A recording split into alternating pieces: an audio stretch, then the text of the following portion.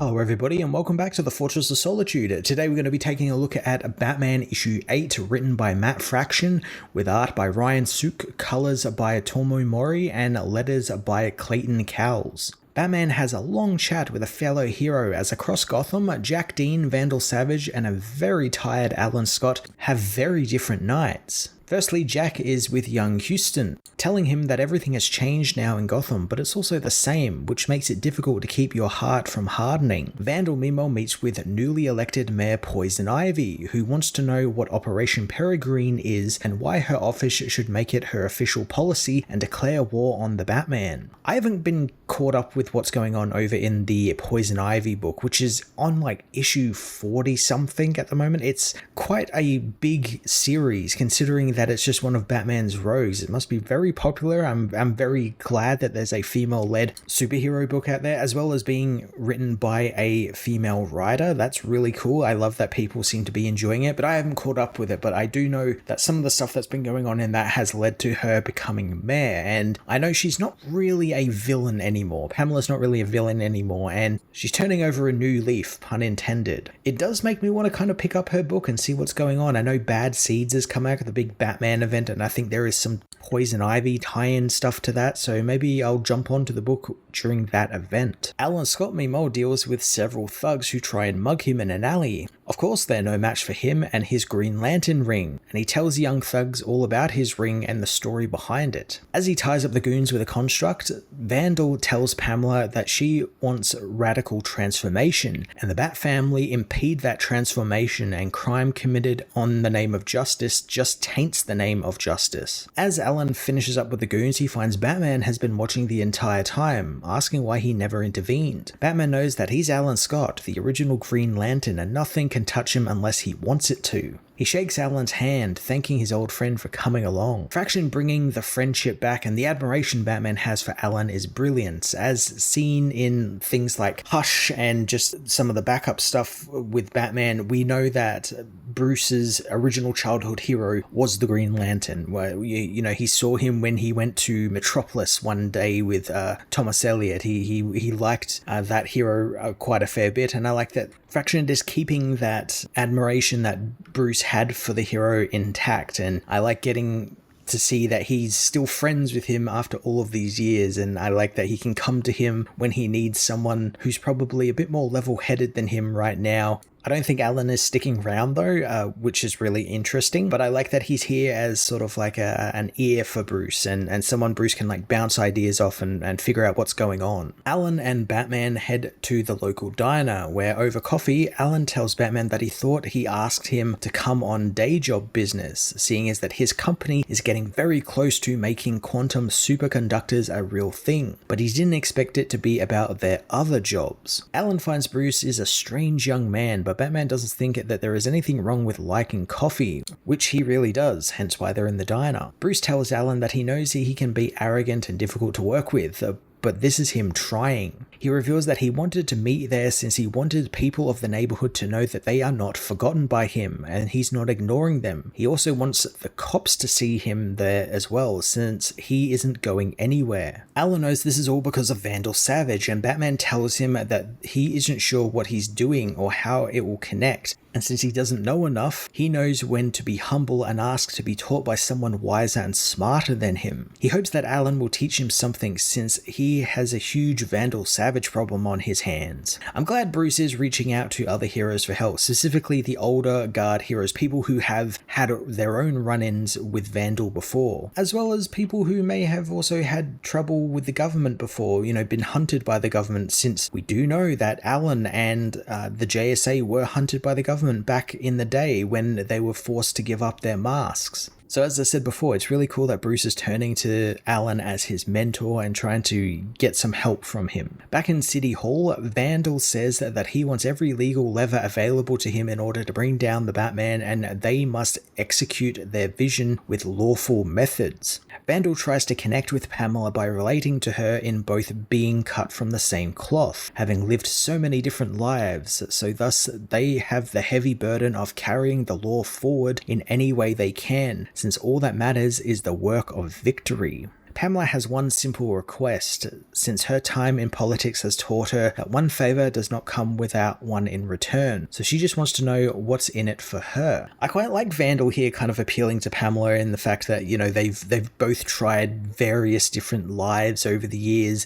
They probably also, I'm not sure like what the deal is with Pamela in her powers, since that's always in flux. But I'm sure like she is also somewhat immortal in some way. So I like he's trying to connect to her in that regard, and that, oh, because they are immortal but long-lived beings, they have an obligation for this rule and for this law. And I like that he's also twisting words, because like he doesn't care about the law at all. He's just using it for his benefit, and you know, because he's stuck in Gotham, this is the only way he can see to get some sort of power and maybe lead to him getting out of Gotham in some way. Across town, Jack keeps on teaching the ways of the world to young Houston, who's picking up on it quite quickly. Jack knows that there is something inside people that makes them animals and become defensive, and that it is the fear, and Houston has that figured out already. The young boy has stopped listening as he spots a cop car hiding in an alleyway across from them. The cops blast their head beams onto Jack and Houston, setting off their sirens as they quickly pull away to go and deal with some crime far away. Houston knows that this is one of the threats Jack told him about, as the old man knows that Jack is brave, and being brave and wise is hard in their world, especially when nobody comes for help.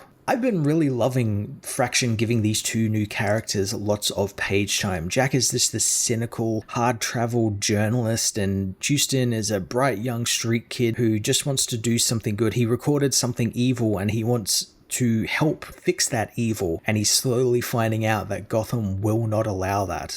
Gotham isn't built that way. I'm sure Batman will get in contact with them, you know, that's like a smoking gun that they have for Vandal, and he'll use it in some way, and I'm intrigued to see how that's going to get deployed, because I don't think that's going to go away, and that will be something that will add to Vandal's downfall. As Jack and Houston head back home, Batman asks Alan about his relationship with Vandal and how he's tangled with him before. Alan knows that Savage comes from a millennia of hunger, since he's lived 50,000 years on Earth, and he'll do anything to survive since he's already done that in that time, so nothing is off the table for him. Batman knows that his longevity is failing him, and it's why he came to Gotham in the first place, since he was hunting fragments of the same meteorite that transformed him all those years ago. Alan asks the rather obvious question, and one I didn't even think about either. What happened to those meteor relics that he was after? And Batman says he thinks they might have exploded, like most things in Gotham does. So I kind of think this is Fraction poking fun at that very silly Gotham War event that led to Vandal being in Gotham. That event, I don't think anyone really liked it. It was just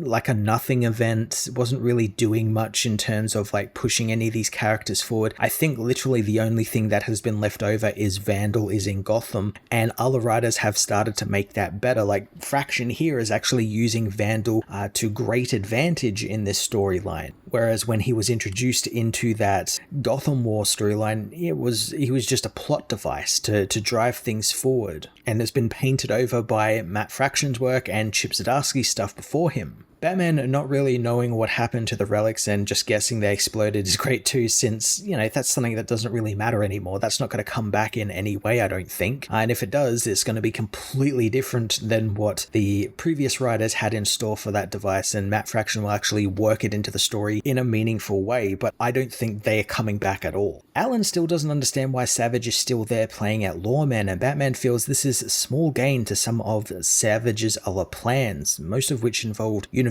and sometimes even multiversal threats. Alan is interested about how Batman won all of the battles previously with Vandal, knowing that it wasn't just more good guys against more bad guys, and Batman knows that it was because Vandal would get impatient and sloppy and the heroes would just figure him out, something Alan doesn't think is the right idea either, since Batman is the one who figured him out, and maybe this is personal, since after all, Vandal now lives in his house, he's taken over his city and turned the people against Batman. So this is definitely personal. Alan tells tells Bruce that Gotham is too small for the villain, but revenge is what sustains Vandal. The way Alan describes Vandal as a guy who thinks on the scale of not just days or months, but years, hundreds of years, millennia, is something I never gave much thought about the villain, but it makes sense. It allows him to be 20 steps ahead of everyone, thanks to being all but survival for him. And trapping him in Gotham has made it so that he's decided to take his frustrations out on the one man who has constantly beaten him, Batman. Vandal meanwhile tells Pamela that he's treating the GCPD as solutions to the problem of crime and not the impediment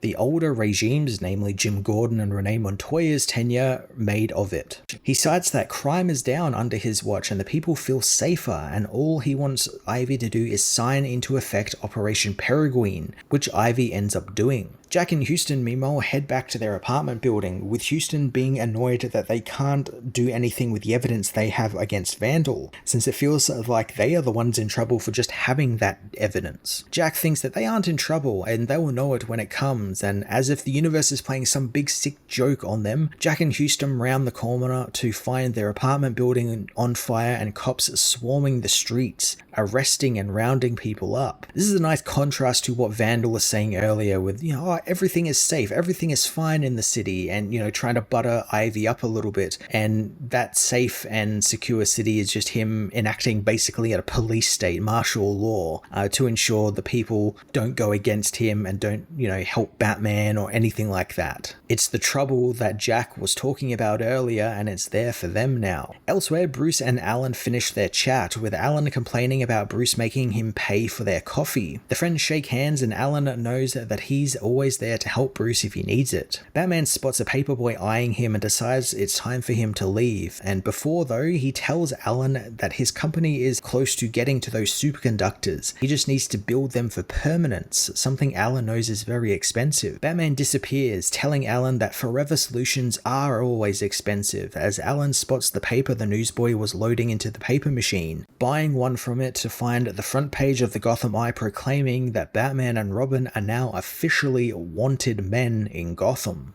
Batman issue 8 was the type of issue I really love, and I know one a lot of people wouldn't, since it is mostly just two characters talking to one another about plot stuff, exposition, all that sort of stuff. It's something the book needed to do, being we're about to head into a big event, and it needed to sort of shore some stuff up about Vandal Savage and why he is doing all of this. I really loved all of the stuff between Green Lantern and Batman. I love that Alan came in just for an issue and just talked with Bruce. Thought that was really cool. I love when Fraction and other writers remember that Batman, he knows all of these other heroes, especially with the JSA, people he looked up to. Vandal as well. I like that he actually got a moment there with Poison Ivy, trying to relate to her as kind of a villain, but also kind of someone who is very long-lived and very world-weary. It's a very interesting dynamic going on between those two, and I'm intrigued to see what Fraction is going to do with them in Bad Seeds, especially with Poison Ivy, since I haven't been reading her solo book, which I know is apparently very good, but I am intrigued to see her as sort of a big player again in the Batman Rogues Gallery. I think it's been a long time coming, and I'm intrigued to see what her role is in Bad Seeds.